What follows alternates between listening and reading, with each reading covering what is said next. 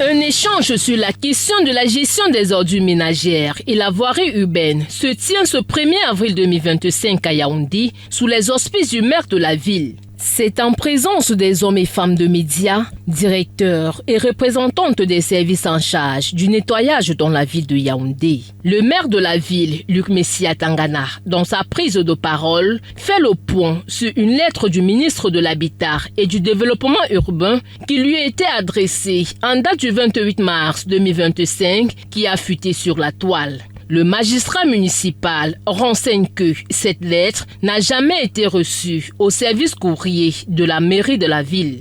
Luc Messia Tangana exprime sa gêne en précisant que cet acte est une manœuvre de distraction visant à perturber les entreprises en charge de l'hygiène et la salubrité dans la capitale. C'est à se demander si son auteur supposé a voulu l'adresser au détenteur actuel de cette lettre. Sinon, à la mairie de la ville, elle est considérée comme une manœuvre de distraction, une manœuvre de perturbation des entreprises qui sont sur le terrain, à savoir Isakam et Tiklof, qui sont sur le terrain depuis plusieurs jours pour assainir à nouveau la ville.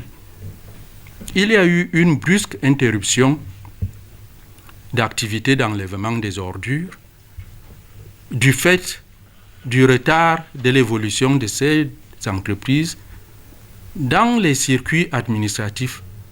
Le maire travaille et signe sur autorisation préalable.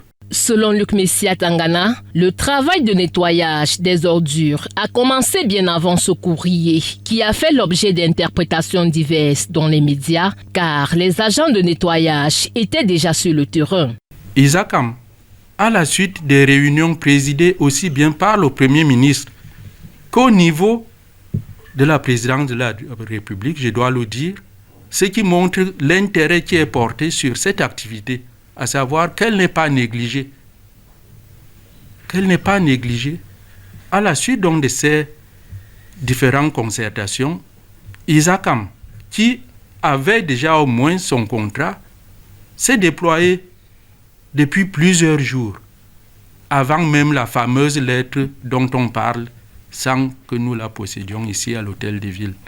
Et parallèlement, avec l'appui des pouvoirs publics ou alors des hautes instances du pays, j'ai eu un appui pour permettre à l'autre entreprise de se déployer pendant que le volet administratif suit son cours.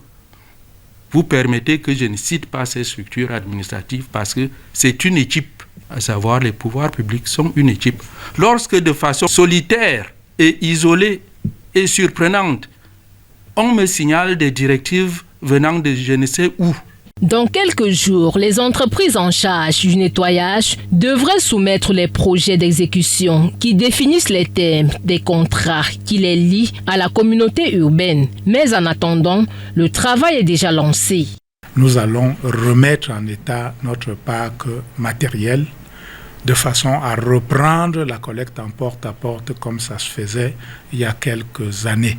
Donc pour tous les habitants de Yaoundé dans les zones où nous travaillons et qui ont pignon sur rue, nous allons dans un intervalle de 1 à 2 mois reprendre la collecte en porte-à-porte et éviter que l'État ne se reconstitue. Cela n'a pas toujours été le cas qu'on retrouve Yaoundé avec, j'appelle ça des pyramides d'ordures sur les trottoirs qui débordent sur la chaussée. Ça n'a pas toujours été le cas. Lorsque nous étions payés, on travaille jour et nuit. Nos équipes ne rentrent pas avant 4 heures du matin et on se relaie. Le maire de la ville appelle dans les médias à faire le travail sans envenimer la situation, car les pouvoirs publics sont à pied d'œuvre pour donner un visage meilleur à la capitale.